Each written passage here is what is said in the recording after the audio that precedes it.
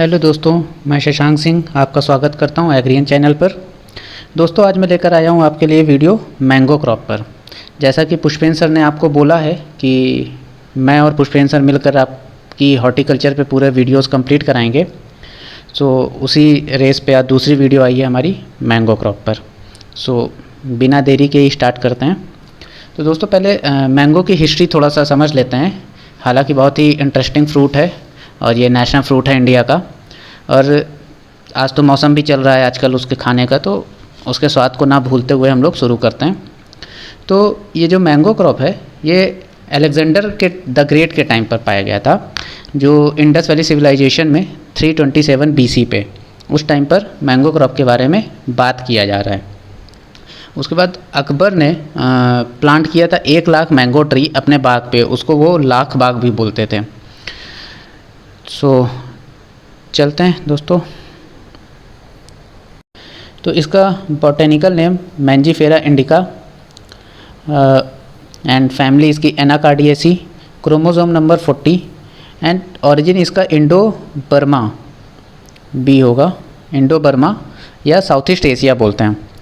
ये 2 टाइप का होता है। साउथ इंडिया में पॉलीम्ब्रानिक पाया जाता है और नॉर्थ इंडिया मोनोम्ब्रानिक। अब ये मोनोम्ब्रानिक और पॉलीम्ब्रानिक होता क्या है? तो कुछ भी नहीं है। मोनो मतलब सिंगल। वैसे ही कि emergence of one and only one seedling from seed, यानी एक बीज से केवल एक सीडलिंग निकले तो उसको हम मोनोम्ब्रानिक बोलेंगे। और वही पॉलीम्ब्रानिक में क्या होगा कि एक सिंगल फर्टिलाइज एग से 2 या मोर सीडलिंग्स निकले तो वो पॉलीम्ब्रानिक हो जाएगा। इसको दोस्तों king of fruit, bathroom fruit के नाम से भी जाना जाता है। प्रोडक्शन में इंडिया का फर्स्ट रैंक है। इंडिया अप्रॉक्स जो प्रोड्यूस करता है, इन 2020 का डेटा है, उस पर वो 20 million tonne annually 20 million tonne annually produce करता है। और इसका जो 50% ऑफ वर्ल्ड प्रोडक्शन का 50% पूरा इंडिया कवर करता है। और इंडिया के बाद इंडिया, फिर चाइना, फिर थाईलैंड। ये ट्रॉपिकल होता है नेचर में। मैंने अपनी लास्ट वीडियो पे ट्रॉपिकल, सब ट्रॉपिकल और टेम्परेट के बारे में बताया था, तो आप उसको देखेंगे तो वो आपका क्लियर हो जाएगा। और ये क्रॉस पॉलिनेटेड क्रॉप है। हाउस फ्लाई इसका वेक्टर है क्रॉस पॉलिनेशन कराने के लिए। इस फ्रूट में मॉइस्चर 81% होता है, प्रोटीन 9.5% होता है, 4800 IU international unit vitamin A की होती है, और TSS टोटल सॉल्युबल सॉलिड्स। ये क्या होता है? ये क्वालिटी पैरामीटर बताता है, जो कि हम इसको टेक्सचर एंड कंपोजिशन के थ्रू को रिलेट करके निकालते हैं। तो ये 20% होता है। ये जितनी भी परसेंटेज वैल्यू है, ये 100 मिलीग्राम के 100 पे दी गई है, तो आप उसको डिवाइड करके निकाल सकते हैं। Next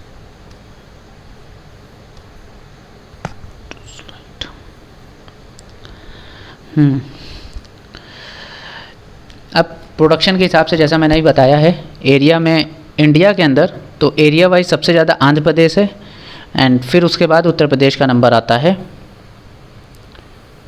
and production wise Uttar Pradesh सबसे हाईएस्ट है। और Uttar Pradesh 23% approx 23% of total production of India का ये उत्तर प्रदेश कवर करता है। और प्रोडक्टिविटी उत्तर प्रदेश में ज़्यादा है। प्रोडक्टिविटी आपको पता ही होगा दोस्तों, total production upon cultivable area, total cultivable area, उससे हम प्रोडक्टिविटी निकाल लेते हैं। ये पर यूनिट एरिया पे निकलता है।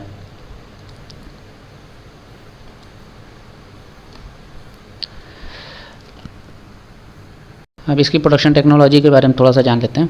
तो इसको जो हम लोग कल्टीवेट करते हैं, वो मीन सी लेवल से अप टू 1100 mm होना चाहिए, तब हम लोग इसको मीन सी लेवल पे वो करते हैं। टेम्परेचर जो रिक्वायरमेंट है इसका,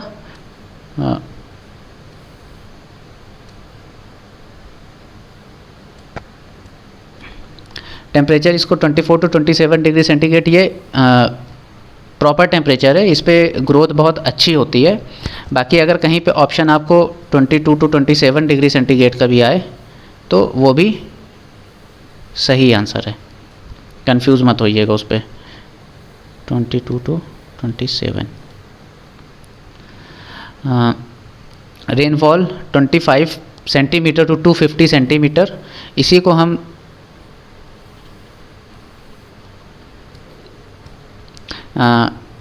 250 to 2500 मिलीमीटर भी लिख सकते हैं। और जो pH है वो 6 to 7.5, ये तो कॉमन है सब में, वैसे ही लगभग चाहिए। Alluvial and laterite soil best होते हैं मैंगो प्रोडक्शन के लिए, क्योंकि इनका जो इनमें वाटर लॉगिंग की प्रॉब्लम नहीं होती है और ये बेस्ट सॉइल होते हैं मैंगो प्रोडक्शन के लिए। ब्लैक कॉटन सॉइल सूटेबल नहीं होता है क्योंकि उसका ड्रेनेज सिस्टम बहुत पुअर होता है, उसकी वाटर रिटेंशन कैपेसिटी हाई होती है, जिससे कि वो पेड़ में रॉटिंग की प्रॉब्लम कर सकता है। जनरल स्पेसिंग जो है इसकी 7 to 10 मीटर, यानी कि 7 into 7 to 10 into 10, लेकिन ये मीटर पे है। जो आम्रपाली है उसका 2.5 into 2.5 होता है। एक यही प्लांट है जिसकी सबसे मिनिमम स्पेसिंग रखी जाती है। बाकी ट्रेडिशनल जो है वो 10 into 10 रखा जाता है नॉर्मल वैल्यू पे, और जो हाई डेंसिटी प्लांटिंग होती है जिसमें हम प्लांट्स को काफ़ी पास लगाते हैं उसमें स्पेसिंग 4 into 2 की रखी जाती है। उसके बाद वैराइटीज़ पे आते हैं।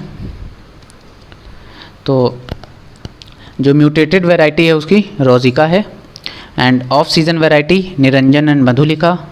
Best juice variety Chausa. इस पे दोस्तों कुछ समझने की ज़रूरत नहीं है, बस इसको एज़ इट इज़ रट लीजिए और वहाँ पे ऑप्शन पे आएगा तो आपको काफ़ी हेल्प मिल जाएगी। Spongy tissue resistance Ratna. High TSS value Xavier. Highest vitamin C Bombay green. Seedless variety Sindhu, ये काफ़ी इंपॉर्टेंट है, सीडलेस वैरायटी काफ़ी बार पूछी जा सकती है। एंड प्रोसेसिंग या एक्सपोर्ट पर्पज़ से हम लोग अल्फांसो और बागनपल्ली का यूज़ करते हैं। कुछ क्रॉस वैरायटीज़ हैं जैसे मल्लिका, नीलम इंटू दशहरी। ये जो है इसको डॉक्टर रामनाथ सिंह ने डॉक्टर रामनाथ सिंह इन्होंने डेवलप की थी। ये हाई क्वालिटी है, फाइबरलेस है और एक्सेप्शनली स्वीट है, स्वीटनेस एक्सेप्शनली है। उसके बाद रत्ना है जो नीलम इंटू अल्फांसो। उसके बाद सिंधु है जो कि रत्ना इंटू अल्फांसो, और आम्रपाली दशहरी इंटू नीलम, और अर्का पुनीत अल्फांसो इंटू बागनपल्ली। तो जो रत्ना है ये हमारी महाराष्ट्र में डेवलप हुई है, और जो आम्रपाली है ये हमारी 1971 में IARI में डेवलप्ड हुई है। डॉक्टर पीयूष कांति इसके फादर माने जाते हैं। और GI टैग्स, ये जोग्राफिकल इंडिकेशन टैग होता है जिसको दिया जाता है तो उस एरिया के लिए वो क्रॉप अलॉट हो जाती है। यानी कि अगर आप कहीं इंटरनेशनल मार्केट में अगर सेल करते हैं तो आप दूसरे नाम से इस क्रॉप को नहीं बेच सकते हैं। तो उस पर बिहार के फजली, गुलाब खास और जर्दालू को, गुजरात के केसर एंड वेस्ट बंगाल की लक्ष्मी भोग को GI टैग दिया गया है। उसके बाद प्लांटिंग मटेरियल इसका, तो ये कमर्शियली प्रोपोगेटेड होता है विनियर ग्राफ्टिंग और इनार्किंग मेथड से। दोस्तों अगर आप बोलेंगे तो इसकी ग्राफ्टिंग मेथड, यानी कि इसको हम प्रोपोगेशन मेथड के अंतर्गत पढ़ते हैं, और ट्रेनिंग एंड प्रूनिंग, इनमें हम सेपरेट वीडियो लाएंगे ताकि आपका कॉन्सेप्ट पूरा हम क्लियर कर सकें। अगर आपको वीडियो चाहिए तो आप कमेंट बॉक्स पे मेंशन करिएगा, तो हम इन पे एक एक वीडियो बनाएंगे, लेक्चर बनाएंगे, जिससे कि आपका पूरा क्लियर हो जाएगा, ताकि आपको कभी समझने में दिक्कत ना हो। और यहाँ पर तो केवल एग्ज़ाम्स में तो केवल पूछा जाता है कि बस कौन से मेथड यूज़ होता है, तो उतना ज़्यादा दिक्कत नहीं है, बट आपकी अंडरस्टैंडिंग के लिए हम एक लेक्चर ला देंगे। तो प्लांटिंग मटेरियल जो है वो कमर्शियली विनियर ग्राफ्टिंग और एनार्किंग मेथड से होता है। सीड को भी हम प्रोपोगेशन में यूज़ कर लेते हैं, लेकिन हम ये मिसटाइप हो गया है। प्लांटिंग टाइम इसका क्या है, एडवेंट ऑफ मानसून, यानी कि जब मानसून शुरुआत हो, या फिर जून टू सितंबर। तो June to September is the best option.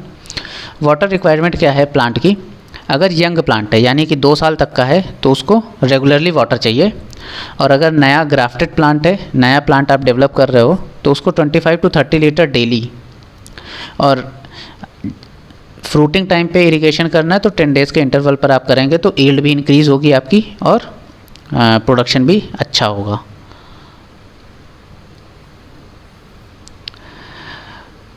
उसके बाद प्रूनिंग, तो प्रूनिंग बहुत ही इम्पॉर्टेंट होती है किसी भी प्लांट में। उस पर साइज का कंट्रोल करना, उसके फ्रूट के कलर को इम्प्रूव करना, फ्लावरिंग पे इफ़ेक्ट करता है, क्योंकि उससे सनलाइट का पूरा इम्पैक्ट पड़ता है प्लांट पे। तो प्रूनिंग टाइम इसका अगस्त टू अक्टूबर है। और ट्रेनिंग सिस्टम जो इस पे यूज़ होता है वो मॉडिफाई लीडर सिस्टम है। इस पे जो मॉडिफाई लीडर सिस्टम है, तो ये सिस्टम कॉमन है guava, apple, pear and cherry, इन पे कॉमन है। और इस पे जो हम करते हैं तो वो ऐसे रहता है, जिससे कि प्रॉपर सनलाइट इसको मिल सके, और जो भी इधर उधर की एक्स्ट्रा ब्रांचेज होंगी उनको हम कट कर देते हैं ताकि प्रॉपर न्यूट्रिशन का सप्लाई हो पूरे प्लांट पे। और सेक्स रेशियो इसका जो होता है दोस्तों 3:1 होता है। अब पेस्ट की बात करते हैं तो हम, और रही बात दोस्तों ये डिजीज़ और पेस्ट पे, ये हमारे प्लांट पैथोलॉजी में कवर किया जाएगा, तो मैं यहाँ पे आपको कुछ ज़्यादा एक्सप्लेन नहीं करूँगा। आप प्लांट पैथोलॉजी में हम सारी डिजीज़ सब पेस्ट को एक क्रॉप वाइज कवर करेंगे, तो वहाँ पे आपको पूरा फुल वीडियो आपको मिल जाएगा एक्सप्लेनेशन के साथ। यहाँ पर मैं केवल आपको उनके कंट्रोल के बारे में थोड़ा बहुत आइडिया दे दूँगा, बाकी आप वो वीडियोज़ हमारी देखिएगा, उससे आपको सारा क्लियर हो जाएगा।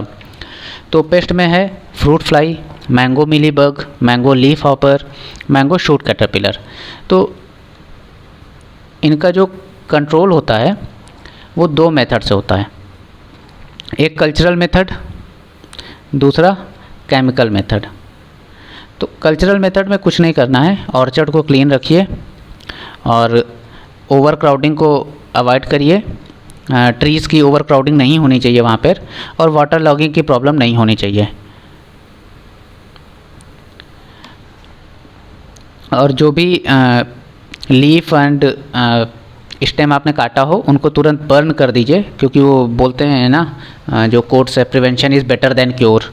तो उसी के उस पर चलेंगे अगर, तो हमारा जो इनपुट है, इनपुट कॉस्ट हमारा बच जाएगा, ज़्यादा लॉस नहीं होगा, और प्रोडक्शन भी हमारी ज़्यादा लॉस नहीं होगी। और केमिकल मेथड में अगर आप जाएंगे तो इंडोसल्फान, मोनोक्रोटोफास एंड मैलाथियान, ये पेस्टिसाइड्स हैं, इनका हम यूज़ करते हैं कंट्रोल करने में पेस्ट।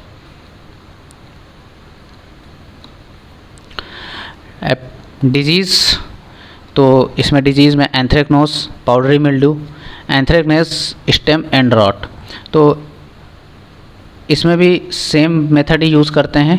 कल्चरल मेथड में वही मेथड होगा कि प्रूनिंग करें डिजीज़ की, लीफ की, और क्या कहते हैं मालफॉर्म पैनिकल्स जो होते हैं उनका हम प्रूनिंग कर दें, उनको हम जलाकर हटा दें ताकि वो दोबारा डिजीज़ को स्प्रेड ना कर सकें। और सर्टिफाइड सैपलिंग हमें यूज़ करनी चाहिए, सर्टिफाइड सैपलिंग्स, जिससे कि डिजीज़ रेजिस्टेंट हों वो। और इसमें हम जो केमिकल यूज़ करते हैं तो वो कार्बेंडाजिम हो गया, और कॉपर ऑक्सीक्लोराइड हो गया, थायोफोनेट हो गया, और मैनकोजेब हो गया। तो मैनकोजेब कॉमन है।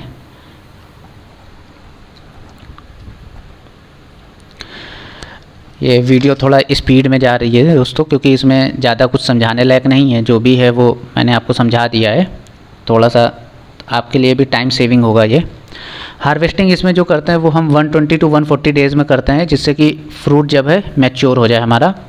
या हम सेमी राइप स्टेज जो है इसका बेस्ट माना जाता है, क्योंकि मैंगो ट्रांसपोर्ट किया जाता है all over the world from India, तो specially UAE, Qatar, Gulf nations में। तो इसलिए सेमी राइप स्टेज से क्या होगा, ये ख़राब नहीं होगा, हमारा प्रोसेसिंग कॉस्ट बचेगा और हम लोगों को प्रॉपर उसका प्रोडक्शन प्रोडक्शन मिल जाएगा। और बियरिंग जो इसकी स्टार्ट होती है, फ्रूट बियरिंग स्टार्ट होती है 4th ईयर में। पहले 1st to 3rd ईयर तो केवल इनपुट ही देना है, उसके बाद 4th ईयर से हमें प्रॉफिट होना शुरू होता है। और मैक्सिमम आउटपुट जो हमें मिलता है वो 10th ईयर तक में मिलने लगता है, जो 400 to 600 kg पर ट्री मिलता है। और जो इसका यील्ड है वो 8 टन्स पर हेक्टेयर है, एवरेज यील्ड इसकी 8 टन्स पर हेक्टेयर है। Grade and availability. ग्रेडिंग दोस्तों इसलिए किया जाता है ताकि हम फ्रूट की क्वालिटी के हिसाब से उसकी प्राइस ले सकें। तो अवेलेबिलिटी ऑफ मैंगो इंडिया में मार्च टू अगस्त होता है, मार्च टू अगस्त होता है, और मई टू अगस्त में यूपी, बिहार, वेस्ट बंगाल में अवेलेबल होता है, क्योंकि इस टाइम तक यहाँ पर रेन स्टार्ट हो जाता है, जिससे कि उसका राइपनिंग स्टार्ट हो जाता है। और जो सेमी राइपनिंग स्टेज पे जब हम लोग हार्वेस्ट करते हैं तो वो भी उस टाइम तक मैच्योर होने लगता है थ्रू केमिकली जो होता है कार्बेंडाजिम का यूज़ करके, वो सारी चीज़ें। उसका जो इसका ग्रेडिंग है, तो हम लोगों ने 4 कैटेगरीज दी हुई हैं, 5 कैटेगरीज हैं, A+, A, B, C और D। तो A+ सबसे बेस्ट माना जाता है, जो कि आप देख ही सकते हैं, जिसमें एक फ्रूट का जो वेट होता है वो 300 ग्राम से ऊपर होता है। A में 250 टू 299 ग्राम, B में 200 टू 249 ग्राम, C में 150 टू 199 ग्राम एंड D में लेस देन 150 ग्राम होता है। तो इस D क्वालिटी को ये हम लोग ज़्यादा अच्छा प्राइस नहीं देता है, बाकी A+, A और B ये हम लोगों को प्रॉपर वैल्यू दे देते हैं। तो यहीं पर दोस्तों ये मैंगो को ख़त्म करते हैं। और आपको और कुछ कोई भी क्वेरी हो तो आप हमें कमेंट सेक्शन पे कर सकते हैं, कॉन्टैक्ट नंबर दिया हुआ है, और हमारा यूट्यूब, इंस्टाग्राम, टेलीग्राम चैनल है, आप वहाँ पे भी कॉन्टैक्ट कर सकते हैं। जो भी आपकी क्वेरी होगी वहाँ पे तुरंत रिजॉल्व की जाएगी एग्रियन टीम के थ्रू। आप कोई भी क्वेश्चन आप कर सकते हैं वहाँ पे, प्रिपरेशन से रिलेटेड, एडमिशन से रिलेटेड, फॉर्म से रिलेटेड, कोई भी क्वेरी हो आपकी, आप वहाँ पे कर सकते हैं। ओके, थैंक यू दोस्तों, बाय बाय।